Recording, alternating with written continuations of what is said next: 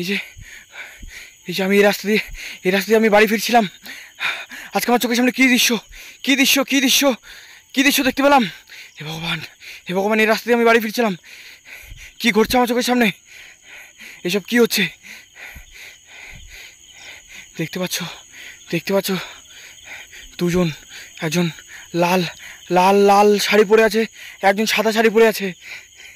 কি ধরছে, কি ঘটছে আমার আমার সামনে, কি ঘটছে এগুলো? তার মানে আমি যে এতদিন শুনেছিলাম যে এই রাস্তায় সব ভৌতিক অ্যাক্টিভিটি হয়, তার মানে সেগুলো সত্যি,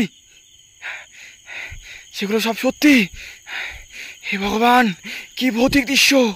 এগুলো সব সত্যি কথা, সত্যি কথা, সত্যি ভৌতিক ঘটনা এগুলো সব। আজকে আমি কিছু, আমার আমার মুখ দিয়ে কথা বেরোচ্ছে না, এতটা এতটা আমি ভৌতিক দৃশ্য আজকে উপলব্ধি করছি, আমার মুখ দিয়ে কথা বেরোচ্ছে না।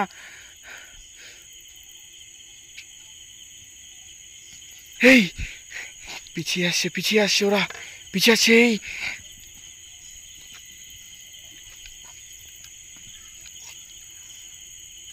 কি করছে, কি করছে ওরা, কি করছে, কি করছে?